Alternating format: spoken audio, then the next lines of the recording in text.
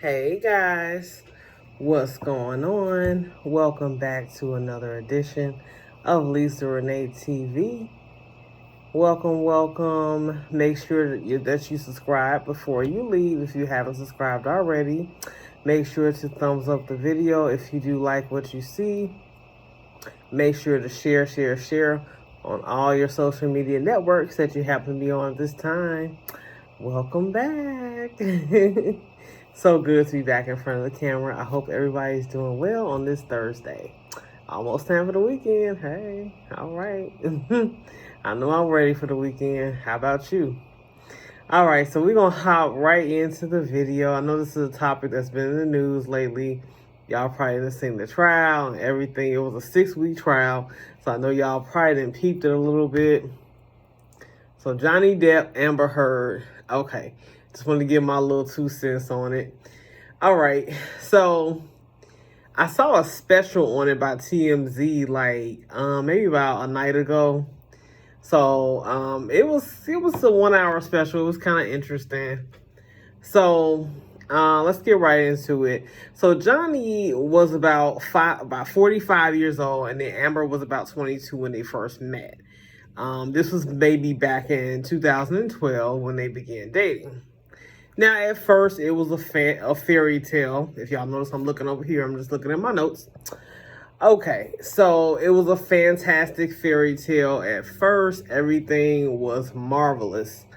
But a few years later, and maybe not even a few years later, or like maybe within a year into the relationship, things got really unsettled. Things got really rocky.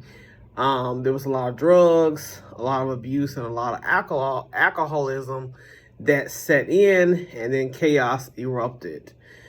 So, the first incident, Johnny punched her in the face, but she still somehow decided to marry him. So when she married him, he made a remark to one of their friends that it was good because now he could punch her and hit her and no one would do anything about it. Now, that's just shameful to even think about. But, that was a situation that, that it had come to, with the level of abuse in their relationship. I remember hearing in the trial, Johnny was testifying and he was saying they was like, she left fecal matter on the bed, and I was just like, ew.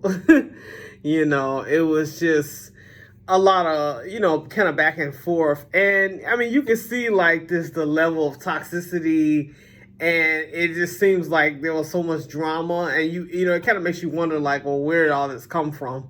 Why is this, I mean, they had their good times, of course, especially in the public eye, but you just kind of wonder like, why is it like they're on a rocky roller coaster with each other? So, it just kind of got me to thinking here. So, first of all, toxicity was definitely the drug of choice. There was a lot of drugs, there. But toxicity was the drug of choice. So, in my analysis, you got two people who were broken. They came together unhealed and tried to create a perfect relationship. So it was about them and the wrong things, mostly appearances, which isn't reality. So that was the problem. You got these two broken souls. Johnny came from a rocky past. Amber did as well. And they're coming together trying to create a whole unit. And that's hard to do, when you have not, like Iyanla would always say, when you have not done your own work, your individual work, and then also coming together as a couple to, do your work as well if any work is needed, which usually it is. So, you have that problem. So I think, a blow up, it definitely was inevitable, between the two of them. And then also I was watching on TMZ, and I remember one of the TMZ workers were working with journalists, was saying that could be their thing. Like some couples are like they thrive off toxicity. Like they love the hot makeup sex, and they like to kind of fight and fight it out and argue with each other, and then they make up, and then they do it again, and it's a cycle. And so I was kind of feeling that energy, between Johnny and Amber. I'm like, okay, so maybe that's kind of a thing, because there are other couples who are like not famous like them, but that's kind of what they do as well. So that's one point. Second point is, where was God?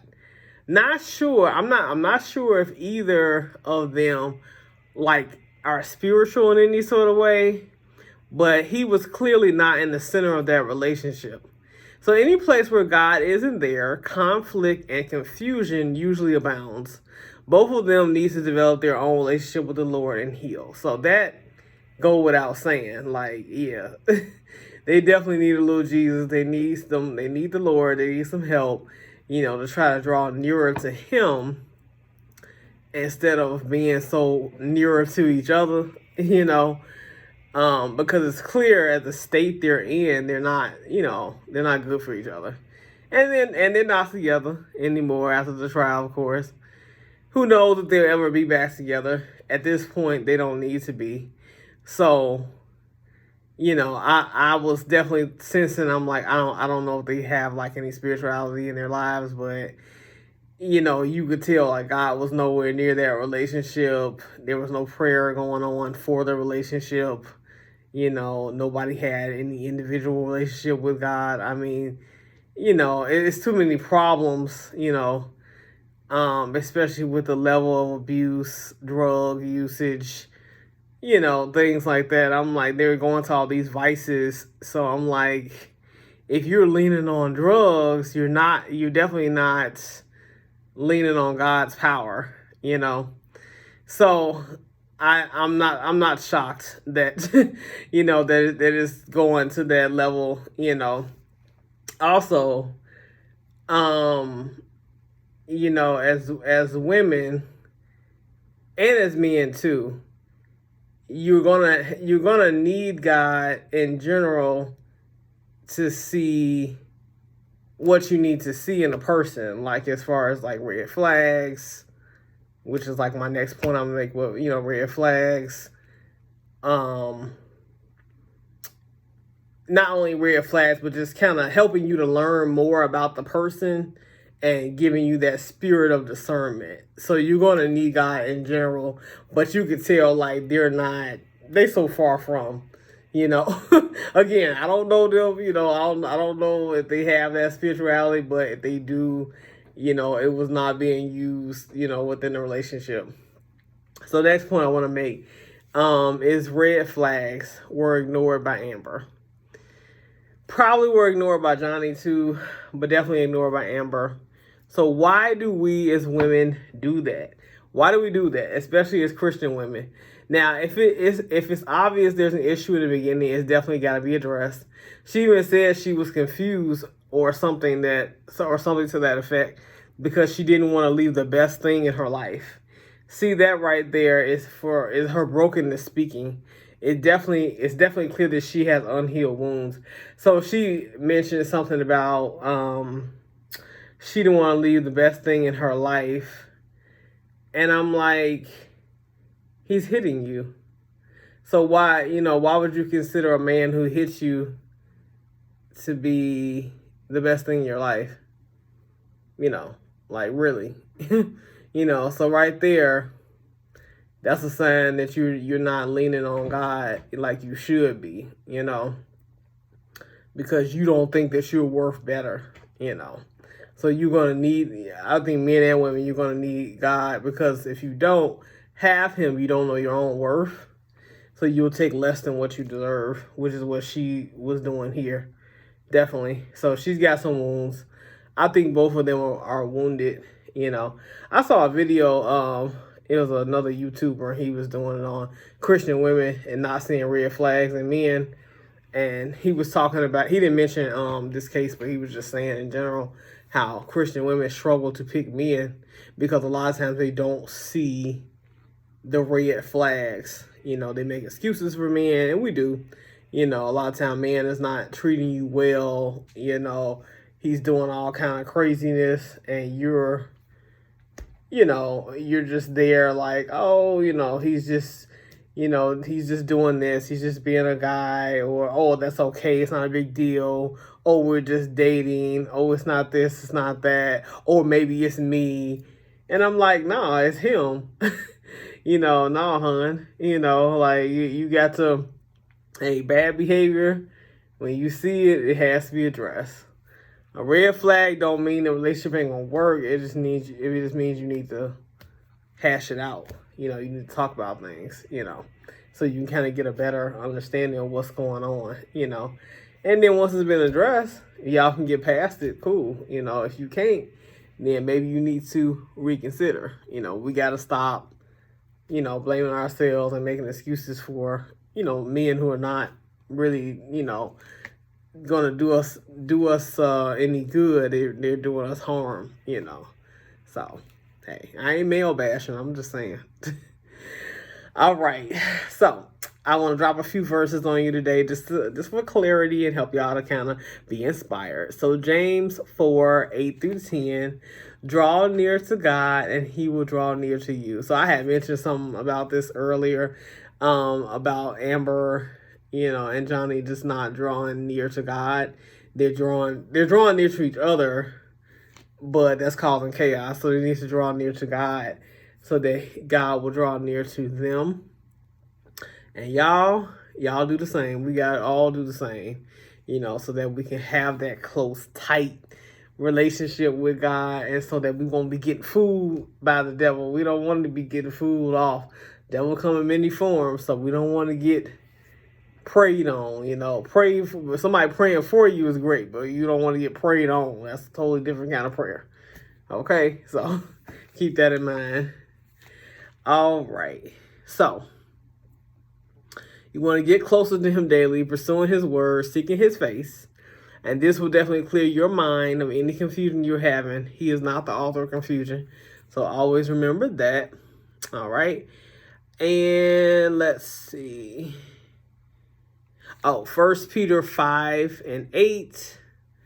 Oh, I wrote it down. I didn't think I wrote it down. Okay, so the devil will definitely eat you like, oh no, this is something else. Let me go over here. Okay, so be self-controlled and alert. Your enemy, the devil, prowls around like a roaring lion, looking for someone to devour. Resist him, standing firm in the faith, because you know that your brothers throughout the world are undergoing the same kind of sufferings. So definitely keep that verse in mind as well. So the devil will definitely eat you alive if you're not careful. A lot of people have these demons inside of them, and they will attack you. Okay, so that's very serious, but something that you have to think about. If you're not on guard, that's why noticing red flags is so important. So all my points I made are important, but definitely the noticing the red flags is so important. They have to be addressed. People can and will take advantage of you, so don't allow them to do that. So ladies, gentlemen as well, try to stay grounded. Try to stay grounded in Christ. Think about this stuff, notice these red flags. When you notice these red flags in people, they have to be addressed. You cannot bypass anything. If there is, some toxicity going on, try to get, you might have to get away. You might have to cut ties, but notice that, ask yourself, is God in this relationship? And also notice the red flags.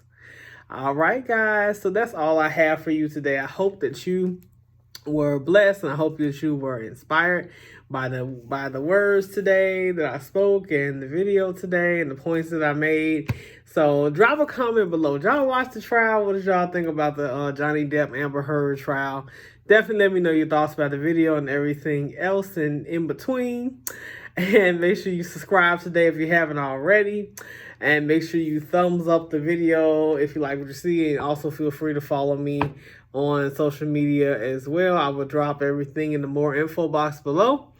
And if nothing else, I will see y'all next time. And y'all have a beautiful rest of your day. Bye. Love you.